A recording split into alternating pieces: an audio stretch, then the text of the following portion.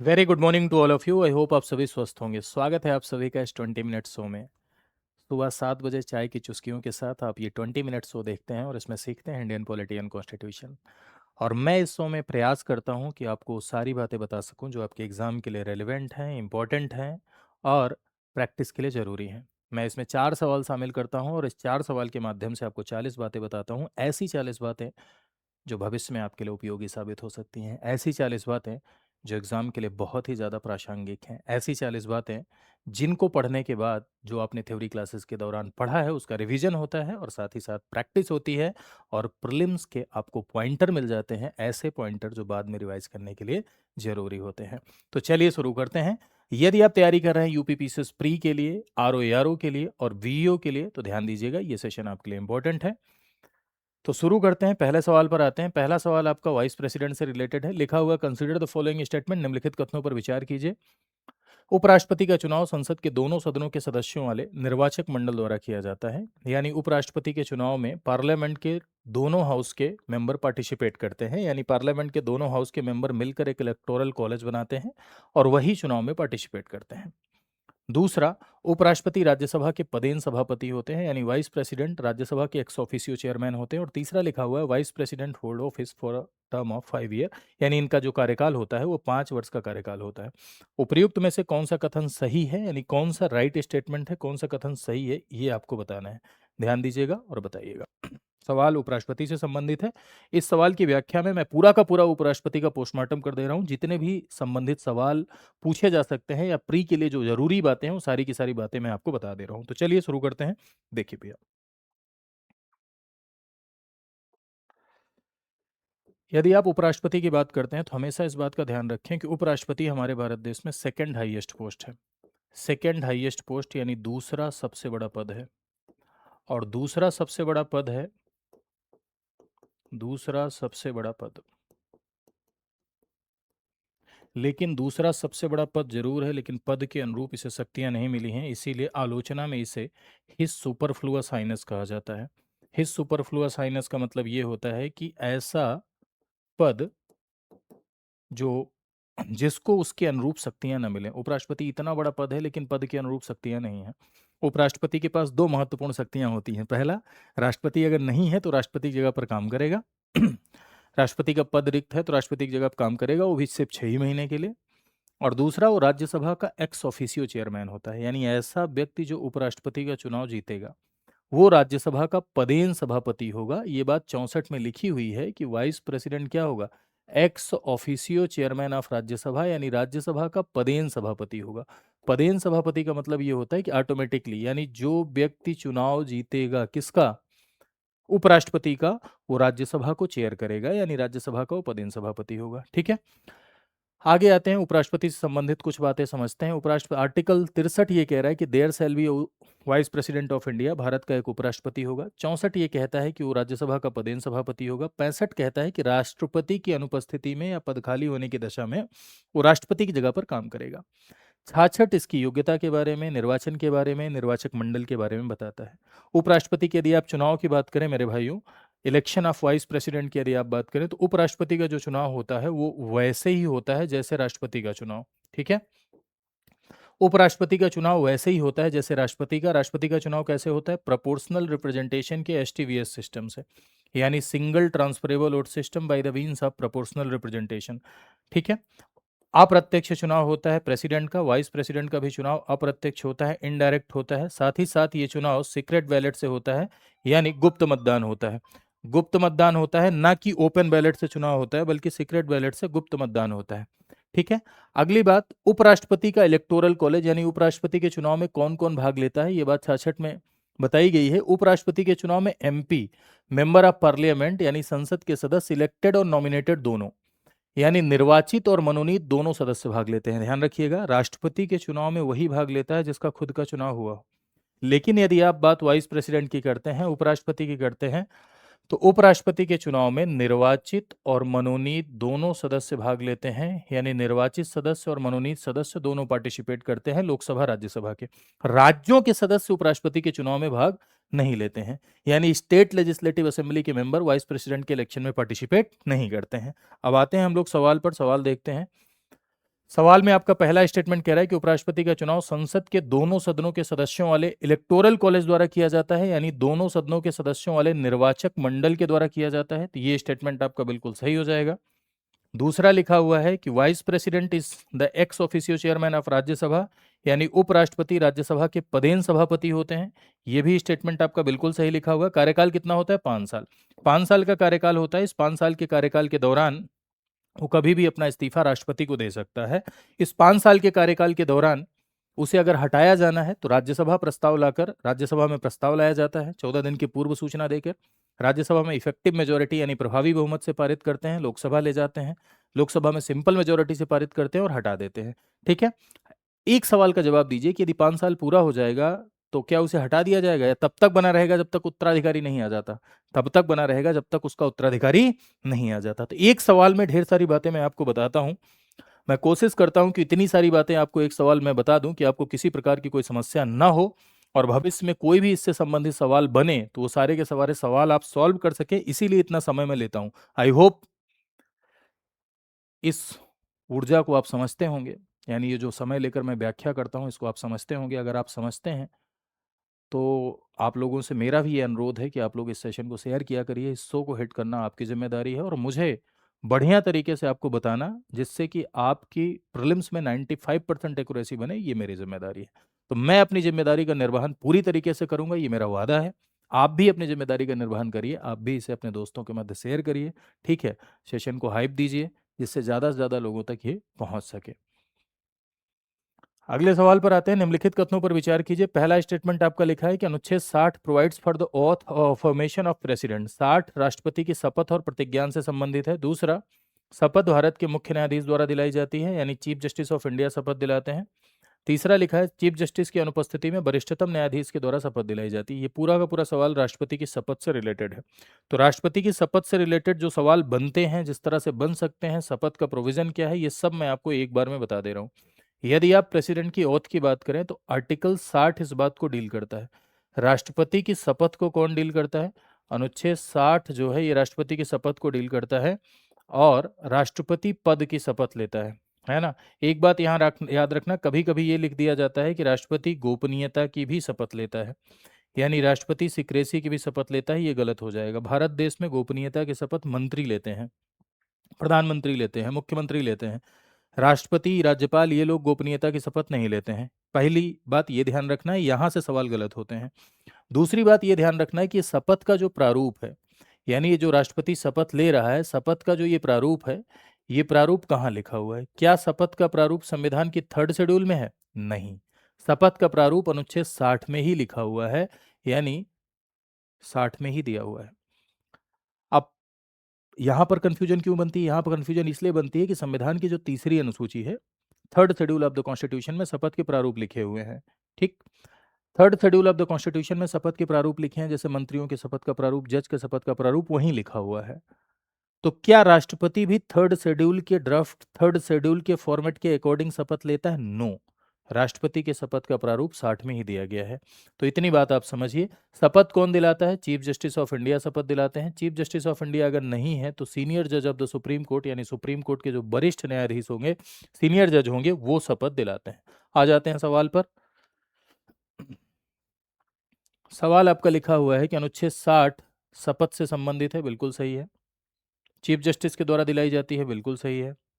Chief justice नहीं है तो वरिष्ठतम न्यायाधीश शपथ दिलाता है, ये भी सही है। तो इसमें आंसर हो जाएगा आपका C is your right answer. ठीक है।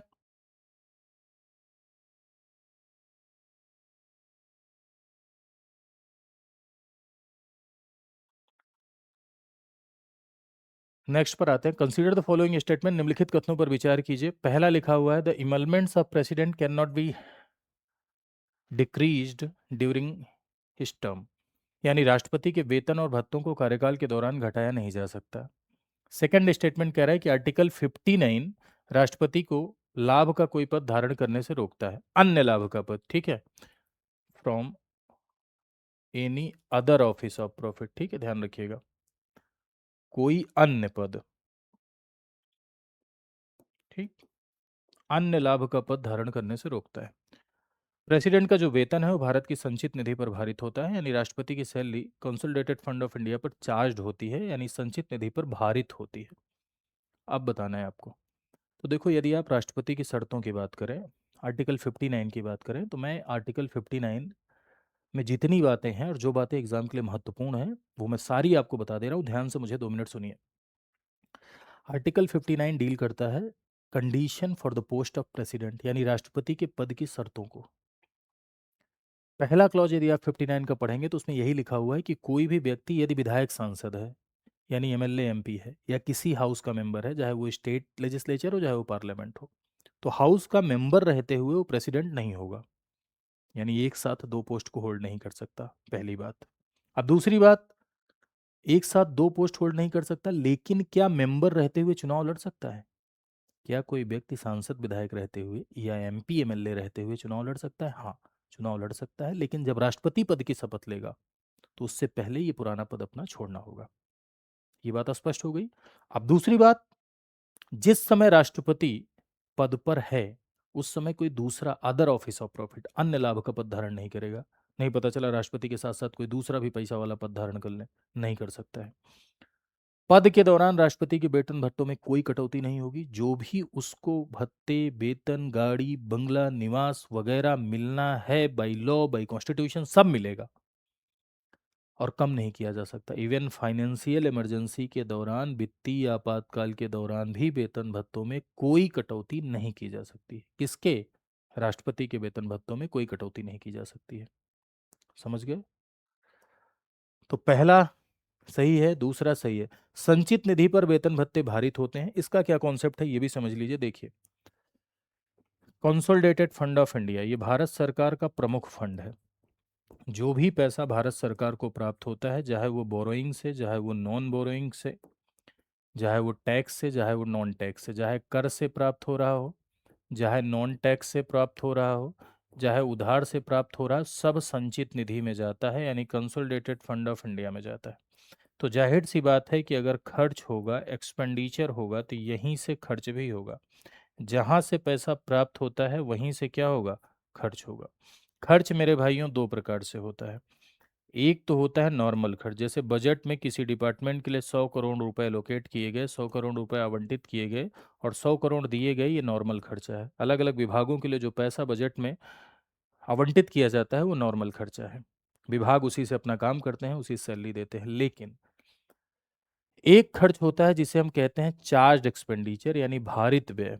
भारित व्यय में ऐसे खर्चों को शामिल किया जाता है, यानी चार्ज एक्सपेंडिचर में ऐसे खर्चों को मेरे भाइयों शामिल किया जाता है जो चार्ज एक्सपेंडिचर में, भारित व्यय में ऐसे खर्चों को शामिल किया जाता है जिन पदों के लिए या जिन इंस्टीट्यूशंस के लिए इंडिपेंडेंस मेंटेन करनी होती है, स्वतंत्रता स्थापित करनी होती है। मतलब ऐसा पद या ऐसी संस्था जिसकी स्वतंत्रता को सुनिश्चित करना है, उसके खर्चों को भारित व्यय में डाल देते हैं। क्यों? क्योंकि ये चार्ज एक्सपेंडिचर ऐसा एक्सपेंडिचर है जिस पर संसद वोटिंग नहीं कर सकती। इस पर नॉर्मल पर संसद वोटिंग कर सकती है, इसे कम कर सकती है, लेकिन चार्ज एक्सपेंडिचर पर संसद वोटिंग नहीं कर सकती, इसे कम नहीं कर सकती। अब वोटिंग नहीं कर सकती, कम नहीं कर सकती, डिस्कस कर सकती है लेकिन कम नहीं कर सकती, तो ऐसे में दबाव नहीं पड़ेगा संसद का। जैसे सुप्रीम कोर्ट के खर्चे इसमें से, तो सुप्रीम कोर्ट के खर्चे कम नहीं कर सकती संसद, इससे सुप्रीम कोर्ट स्वतंत्र होगी। तो ऐसा पद, ऐसी संस्था जिसकी इंडिपेंडेंस को मेंटेन करना होता है, जिसकी स्वतंत्रता को सुनिश्चित करना होता है, उसके खर्चों को यहां डाल देते हैं। क्लियर बात? चलिए, तो यहां पर तीसरा स्टेटमेंट भी आपका क्या हो जाएगा? सही हो जाएगा। संचित निधि पर भारित है, तो पहला, दूसरा, तीसरा तीनों सही है, तो D is your right answer. अगले सवाल पर आते हैं। कंसीडर द फॉलोइंग स्टेटमेंट, निम्नलिखित कथनों पर विचार कीजिए। पहला स्टेटमेंट कह रहा है कि आर्टिकल 62 जो है वो कार्यकाल समाप्त होने से उत्पन्न रिक्ति से संबंधित है। 62 वैकेंसी, यानी पद अगर खाली हुआ, एक तरीके से देखा जाए तो फॉर द,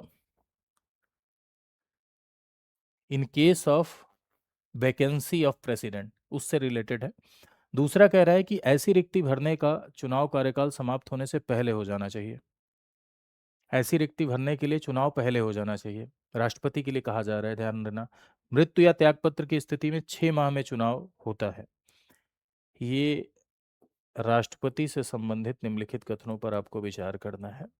पहला स्टेटमेंट कह रहा है कि पद रिक्ति से संबंधित आर्टिकल है 62। दूसरा कह रहा है चुनाव कार्यकाल समाप्त होने से पहले चुनाव करा लेना चाहिए। तीसरा कह रहा है कि मृत्यु त्यागपत्र की स्थिति में 6 माह में चुनाव होता है। अनुच्छेद 62 में जो लिखा हुआ है पूरा पूरा इसमें लिखा हुआ है। यदि आप 62 पढ़ेंगे तो 62 में दो बातें आपको समझना है। आर्टिकल 62 है जिसमें दो बात आपको समझनी होती है। पहली बात कि राष्ट्रपति का कार्यकाल पूरा होने से पहले ही इलेक्शन करा लेना है।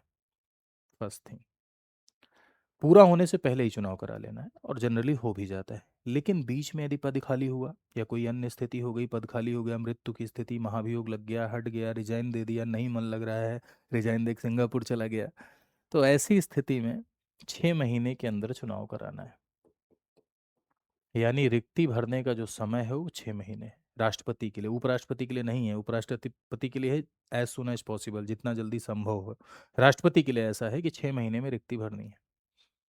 और इन 6 महीनों तक फिर राष्ट्रपति की जगह कौन काम करेगा? उपराष्ट्रपति। वो भी नहीं है तो चीफ जस्टिस, वो भी नहीं है तो सीनियर मोस्ट जज ऑफ द सुप्रीम कोर्ट। तो मेरे भाई पहला भी सही है, दूसरा भी सही है और तीसरा भी आपका सही है। तो इसमें भी आंसर हो जाएगा आपका डी। आई होप आपने सेशन को एंजॉय किया होगा। इन 4 सवालों के माध्यम से आपकी ढेर सारी बातें आपने सीखी होंगी। ठीक है, ये टेलीग्राम ग्रुप है, यहाँ पर आप मुझे ज्वाइन कर सकते हैं किसी प्रकार के डाउट के लिए, संदेह के लिए, कुछ पूछने के लिए, मुझसे जुड़ने के लिए, अपडेट्स के लिए। ठीक है, साथ ही साथ यहाँ इंस्टाग्राम पे भी आप मुझे फॉलो कर सकते हैं। यदि आप स्टडी आईक्यू के साथ जुड़कर पूरी की पूरी कंप्लीट प्रिपरेशन करना चाहते हैं, कंप्लीट तैयारी स्टडी आईक्यू के साथ जुड़कर आप करना चाहते हैं, तो मेरे भाई आप जुड़िए आरएम 17.0 में प्री मेंस और इंटरव्यू की कंप्लीट प्रिपरेशन के लिए। ये एक लाइव फाउंडेशन बैच है जिसमें लाइव पढ़ाया जाता है। दो तरह के बैचेस चलते हैं, एक गोल्ड चलता है, एक प्लेटिनम चलता है। ठीक है, गोल्ड और प्लेटिनम को यदि आप अभी परचेज करने के लिए जाएंगे तो फीस आपको ज़्यादा दिखेगी, लेकिन आप ये कोड लगा दीजिएगा। ये कोड ध्यान रखिए, ज़रूर लगाइए, VL लाइव। अगर आप ये कोड लगाएंगे तो आपको गोल्ड मिल जाएगा 11,999 में और प्लेटिनम मिल जाएगा 18,999 में। यानी 18,999 में प्लेटिनम, 11,999 में गोल्ड। ये बैच आपका 10 जनवरी से शुरू हो रहा है, यानी आज से शुरू हो रहा है। ध्यान रखिएगा इन दोनों में डिफरेंस क्या है। गोल्ड में आपको 1100 प्लस घंटे की क्लास मिलती है, इंटरव्यू गाइडेंस प्रोग्राम फ्री मिलता है, करंट अफेयर मैगजीन मिलती है, मेंटरशिप मिलती है और 2 साल की वैलिडिटी होती है। ये 5 फीचर हैं गोल्ड के।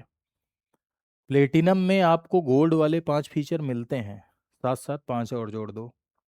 किताबें आपके घर पहुंचेंगी, एक फाउंडेशन कोर्स एक्स्ट्रा मिलेगा, एक प्री का क्रैश कोर्स एक्स्ट्रा मिलेगा, एक MCQ का कोर्स एक्स्ट्रा मिलेगा, एक मेंस का कोर्स एक्स्ट्रा मिलेगा, एक NCERT कोर्स एक्स्ट्रा मिलेगा और 4 साल की वैलिडिटी होगी। तो यानी 5-6 एक्स्ट्रा आपको इसमें मिल जाता है प्लेटिनम में। तो जो लोग बिगनर हैं, शुरुआत कर रहे हैं, टेस्ट सीरीज और किताब के सिवा कुछ नहीं खरीदना चाहते हैं, तो प्लेटिनम ज्वाइन कर सकते हैं। कैसे ज्वाइन करेंगे? तरीका है, आप जाइए studyaiku.com पर। studyaiku.com पर आप जाएं,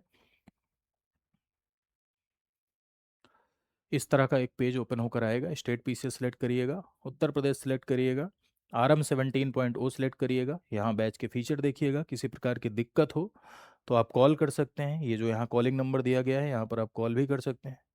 माफ़ कीजिए भाई, जम्मू कश्मीर खुल गया। हाँ, इतनी ठंडी में जम्मू कश्मीर खुल गया। स्टेट पीसीएस पे गए भैया, फिर उत्तर प्रदेश पर गए, अब आया अपना उत्तर प्रदेश। ये देखिए, यहाँ आप सारे फीचर देख सकते हैं बैच के।